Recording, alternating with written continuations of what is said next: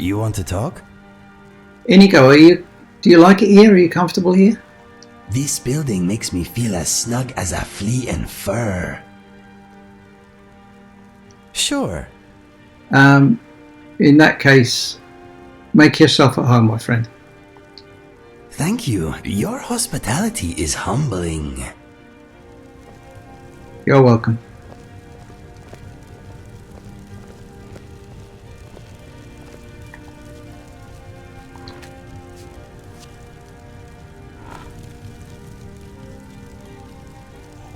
Greetings. What are you thinking about now?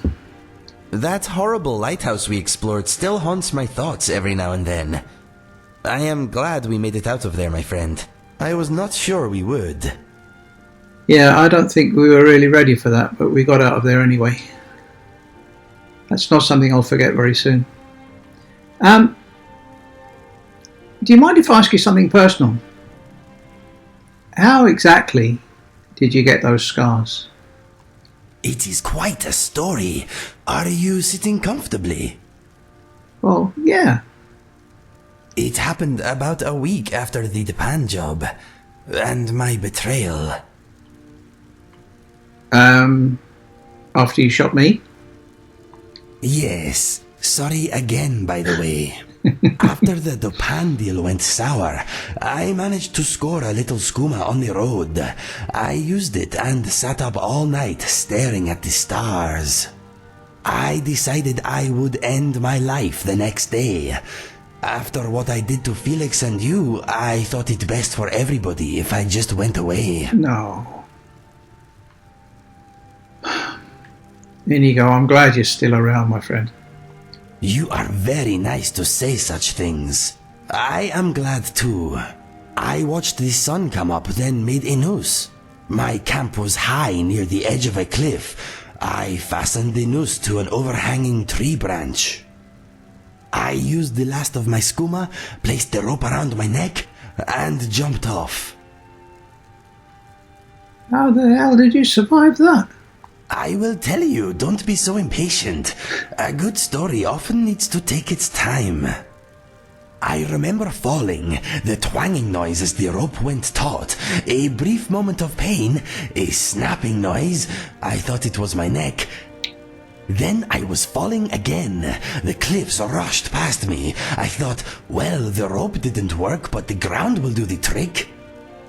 A wide ledge hurried up to meet me. I closed my eyes just before the impact. There was a smashing noise. Then I was underwater. What? I was suddenly underwater. What is so hard to understand? Try to pay attention. I had fallen through a thin layer of rock into a cave. I thought, well, the ground didn't kill me, but drowning should end my sorry life. The gods had other plans, though. A current dragged me to the surface, coughing and spluttering. That's when I heard them. What did you hear? I heard clucking. I was in a river being swept through a large cavern. It was dark, but I could make out many cages on the bank. Chickens strutted about outside the cages. I could smell magic. I gathered my strength and hauled myself out of the water. You're making this up. I swear I am not. The skooma may have altered my perception slightly, but I know what I saw. Okay. Inside the cages, people were bound and gagged. Ignoring the chickens, I rushed over and tried to open the first cage I came to. It was locked tight. Suddenly, I felt a pain in my foot. A chicken was pecking at me. I kicked it away, but it came back with reinforcements. You were not attacked by chickens. I was. I saw some rabbits too, but they did not seem to want to get involved. I was in a flapping, pecking nightmare. I tried to get back in the water, but before I had gone a few steps, I was knocked unconscious. By a chicken? No, a chicken pecks. It does not try to sneak up behind you and knock you out. I awoke tied to a chair. There was a foul-smelling man studying me. I could hear the river nearby, but now I was in a crypt of some sort. Chickens and rabbits watched me from behind the smelly man. He said he was going to make me useful. I did not like the sound of that.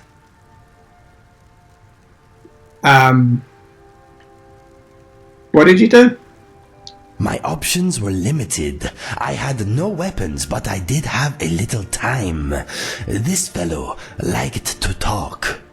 I unsheathed my claws and went to work on the ropes that held me to the chair.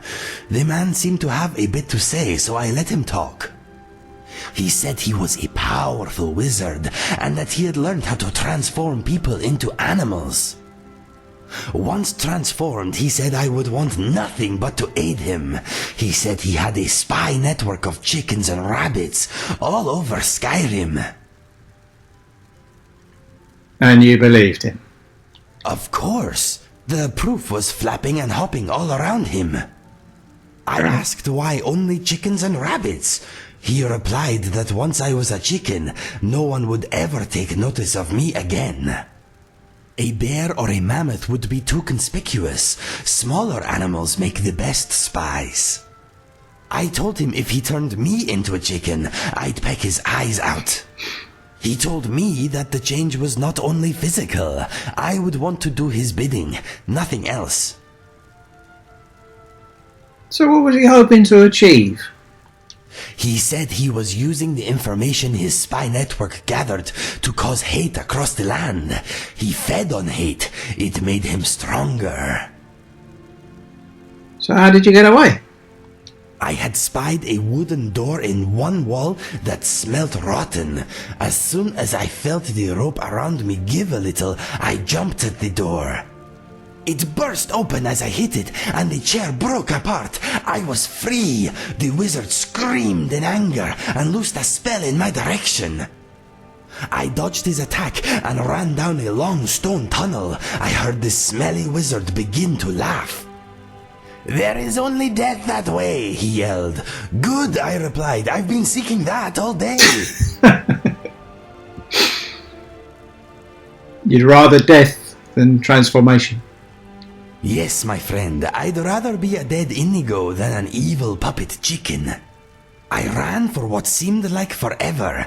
Eventually, I came to a vast chamber with a spindly spiral staircase leading up in the center. The floor was littered with dried-out bodies. They had been dead for hundreds of years, but as it turned out, they were still quite feisty. As I made for the staircase, the dead started to groan and move. I jumped over them and began to climb the steps.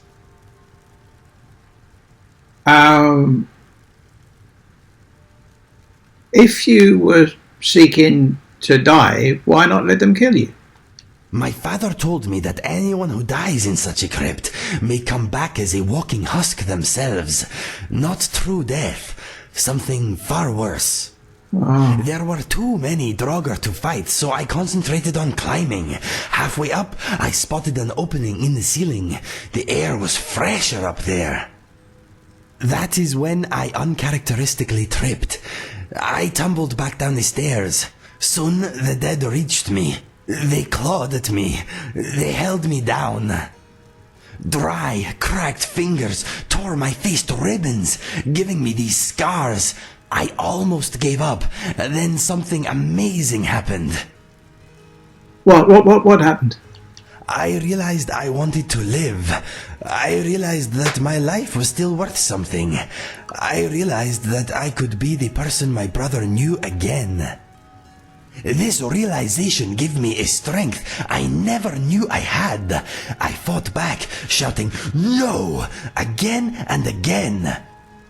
"No, you will not have my life. No, this is not where I die. No!" I struggled to my feet, fighting all the while. I snapped necks, I broke arms, I gouged out eyes. Somehow, I made it back to the staircase. Wow. Yes, it was pretty amazing. If I had not spent all that morning almost dying, I wonder if I'd be here talking to you now. Anyway, I reached the top of the stairs, forced open the hatch above, and stepped out into daylight. I was only a few hundred feet from my camp. I stared at the tree with the snapped rope hanging from it for a long time. I knew I owed much, and swore that I would repay any debt I could. When I realized you had survived, I decided that if anyone was going to take my life, it should be you. You know the rest. That is how I got these scars. It is a good tale, yes?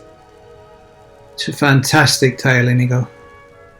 Yes, it is. Living it made me the man you see before you. Scars and all.